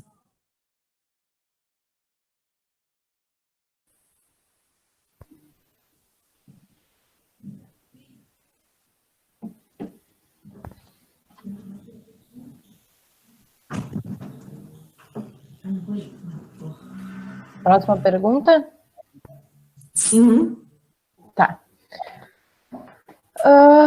As cruzas ou variações das raças afetadas podem apresentar alguns desses sinais clínicos no caso de gatos? Desculpa, não entendi, Thaís. As cruzas ou as variações das raças afetadas podem apresentar alguns desses sinais clínicos no caso de gatos? Sim, sim. Se você cruzar gatinhos, por exemplo, vou dar um exemplo. Um gato bem braquicefálico com outro gato bem braquicefálico, a tendência é que o filhotinho nasça o quê? Mais braquicefálico ainda. Então, ele vai herdar isso e provavelmente vai ser um animal que vai ter mais características negativas, digamos assim. Vai ter uma maior estenose de narina, né? Pode ter hipoplasia de traqueia, prolongamento de palato, então ele pode ter uma exacerbação, né, desses defeitos. Mesmo que, assim, mas você pode dizer assim, por exemplo, eu cruzo um gato vira-lata, um SRD, com um gato persa. Será que os filhotes, eles podem ter síndrome braquicefálica? Claro que sim. Eles podem ter sim, mas talvez num grau menor. Mas eles podem ter sim, porque eles vão ter herdado os genes do gatinho braquicefálico. Então, eles vão herdar também a conformação anatômica, de focinho, de traqueia, de tudo. Então, eles podem herdar. Tá. Os animais braquicefálicos de adultos a idosos que nunca apresentaram sinais relacionados à síndrome ainda podem apresentar? Podem sim. Talvez tenham apresentado e você não percebeu. E geralmente isso acontece. Por quê? Porque às vezes a estenose, às vezes o animal só tem um problema. Às vezes ele só tem a estenose, por isso que ele está vivo até hoje. Ou às vezes o animal ele tem os defeitos, apresentou os sintomas, mas você ou o tutor não percebeu.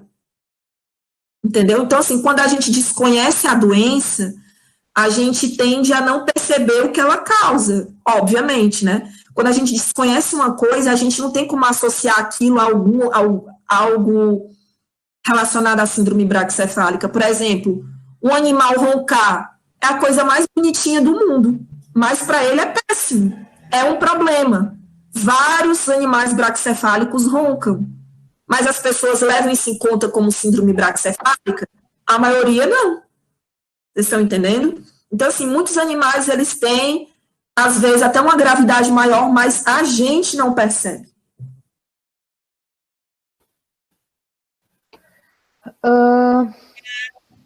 Só um minuto. Qual o manejo correto para diminuir a hipertermia na emergência? Tem um vídeo no canal sobre isso, inclusive. Assim que vocês vão saber. Vídeo, está bem explicadinho. Gente, sim, Thaísa. Próxima pergunta ou tu vai responder essa? Nessa eu vou deixar um vídeo. Eu quero que vocês vejam um vídeo. Tá.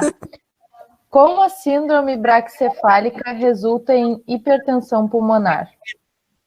Então, a síndrome braquicefálica, ela vai resultar em hipertensão pulmonar. Por quê? Porque o pulmão, ele vai receber menos oxigênio. Não é verdade?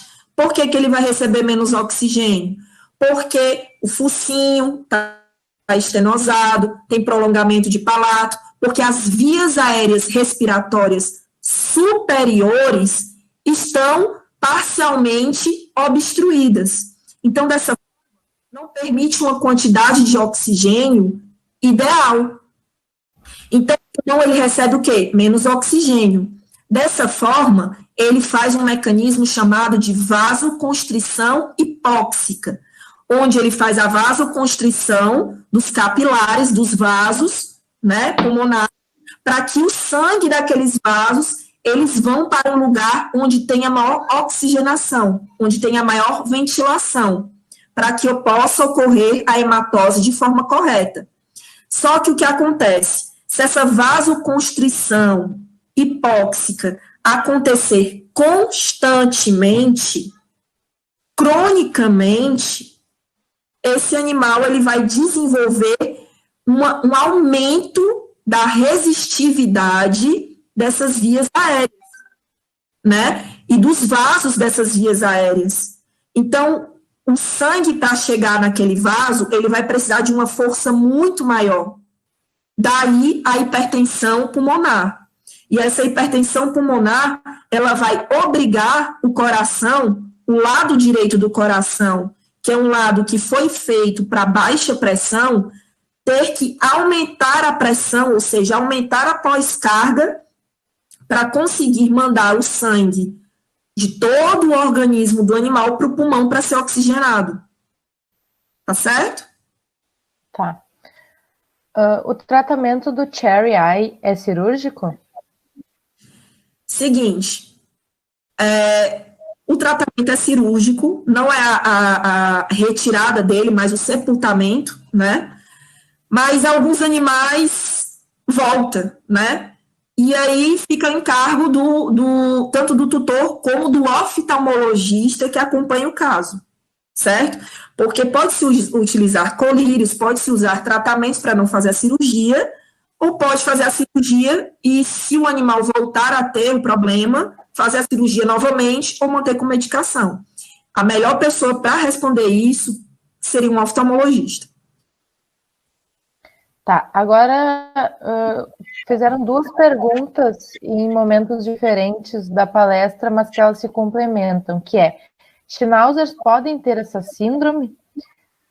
Ou um animal pode ter alguns desses sintomas e não ter o focinho retraído? E a outra pergunta é comum a apresentação dos sintomas em um animal não braquicefálico? Thaísa, tu tem que repetir pergunta por pergunta. Tá. É que a primeira pergunta era: Schnauzers podem ter essa síndrome? Um animal pode ter alguns desses sintomas? Eles não são. Presta atenção, ó. O Schnauzer, ele não é a síndrome do braquicefálico, porque ele não é braquicefálico, certo? No entanto, não impede que o Schnauzer também tenha estenose de narina, não impede que hipoplasia de traqueia, não impede que o Schnauzer tenha prolongamento de palato. Agora vai ser muito mais difícil ele ter isso. Mas não é impossível. Mas a síndrome braquicefálica, não. Porque para ter a síndrome braquicefálica, a cabeça do animal ela tem que ser pequena, desproporcional. Existe uma série de outras coisas que eu não consegui falar na palestra, porque é muita informação, que influenciam na síndrome, que o Schnauzer não conseguiria ter, por causa da sua conformação, a conformação do crânio é totalmente diferente. Tá, tu já respondeu as outras duas perguntas, não com essa resposta. A próxima pergunta é se os braquicefálicos possuem altas taxas de cardiopatias congênitas, podendo agravar ainda o quadro de insuficiência respiratória ou cardíaca? Com certeza. Porque assim, na síndrome braquicefálica, digamos, seja do bolo, o fim de tudo é a cardiopatia.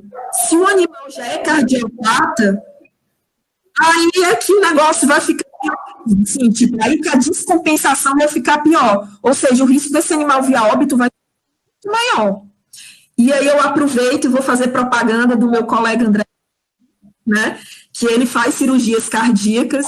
Então, do defeito congênito aqui no Brasil, né, o André, o Goldfeder, né, realizam essa cirurgia aqui no Brasil, né, e os palestrantes estão no nosso congresso, para vocês verem o nível.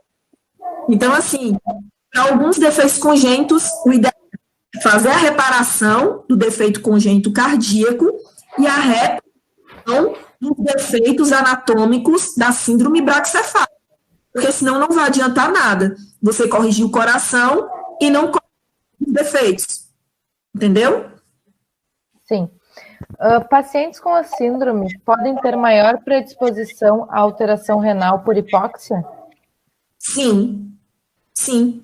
Se o paciente tem síndrome braquicefálica, ele vai ser um paciente cardiopata. Um paciente cardiopata, ele se torna um paciente nefropata num futuro não tão distante. Por quê? Porque ele não vai conseguir mandar a quantidade adequada de sangue para o rim. E aí o rim vai fazer o quê? Ativação do sistema renina, angiotensina, aldosterona, que cronicamente vai levar à insuficiência renal crônica. Poderia dizer, então, que a hipertrofia do ventrículo é para aumentar a demanda de sangue? De certa forma, sim. A hipertrofia do ventrículo direito é uma tentativa de vencer a força que está sendo imposta pela artéria pulmonar, que ela está uma artéria pulmonar hipertensa.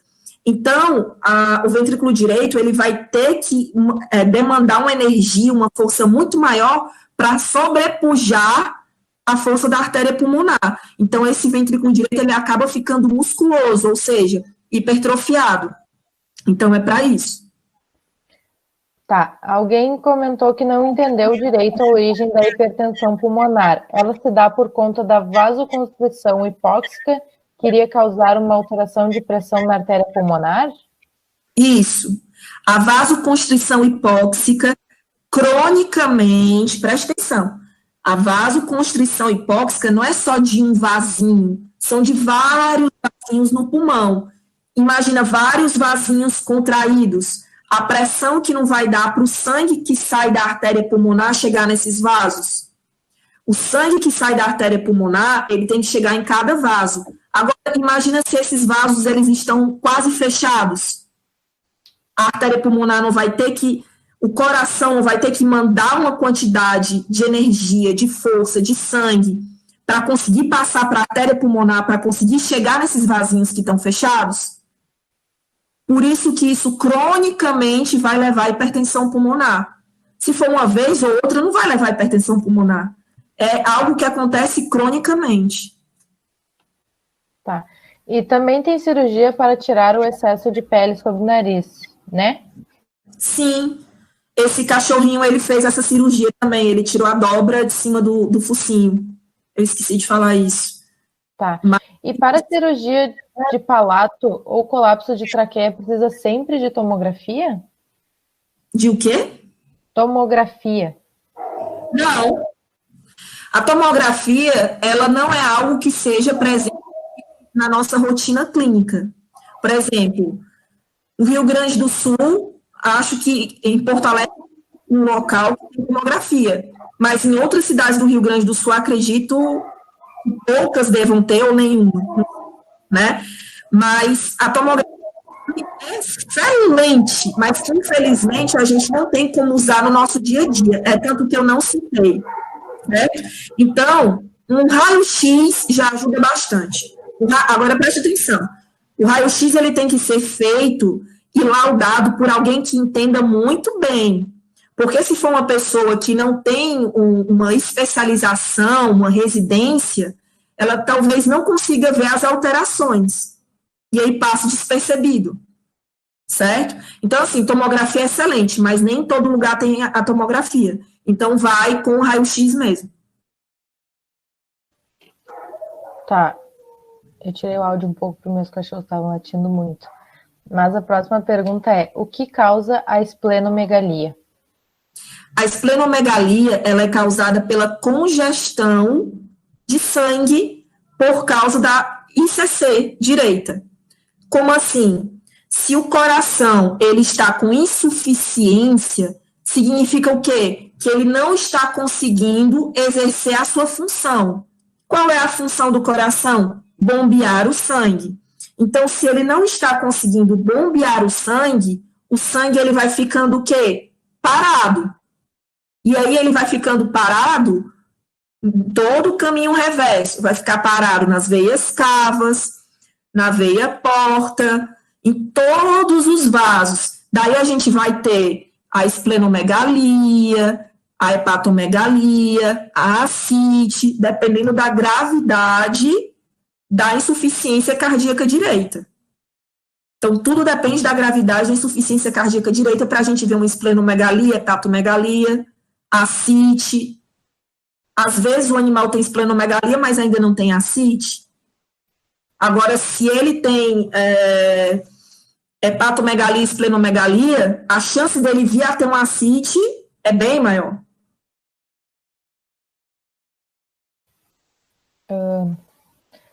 Existe alguma maneira de prevenir o aparecimento da síndrome em animais predispostos? É genético. O que você pode fazer é fazer uma seleção genética dos animais que você vai colocar para cruzar no seu plantel. Então, em vez de você escolher os animais com focinho mais curto, você escolheu os com o focinho mais longo possível. Então, tudo começa através da seleção dos animais que você coloca para a cruza. É uma forma de você tentar tirar esses defeitos e começar a fazer um animal que tenha uma menor quantidade de defeitos possíveis. Só dessa forma, certo?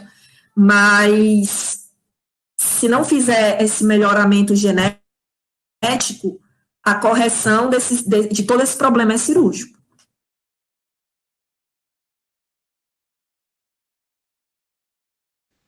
Tá.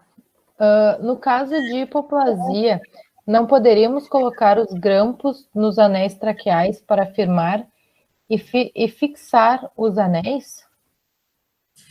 Seguinte, em conversa com o próprio André Lacerda hoje, ele me falou que na hipoplasia de traqueia, como é a traqueia inteira, como é que você vai operar a traqueia inteira desse animal? Você tem noção, a traqueia inteira. Como é que você vai conseguir aumentar o lumen dessa traqueia inteira como um todo? Desde a porção cervical até a porção torácica. Então, é complicado, entendeu? Agora, na estenose, né? Condromalácia, onde as cartilagens estão achatadas, aí sim, na hipoplasia, o negócio já é diferente, já é bem mais complicado. Ainda mais porque esses anéis, no caso da hipoplasia de traqueia, eles são anéis rígidos. E aí a situação realmente fica bem mais complicada. O que você pode fazer, um animal que tem hipoplasia de traqueia, se ele tiver outros defeitos, como estenose, prolongamento de palato, defeitos, usar broncodilatadores, né, e ficar também fazer o uso de substâncias como ansiolíticos ou antidepressivos, para que evite o estresse desse animal, fazer com que ele perca peso, para evitar hipertermia, já que ele tem uma traqueia hipoplásica. Então, são tratamentos paliativos, para você dar qualidade de vida para esse animal.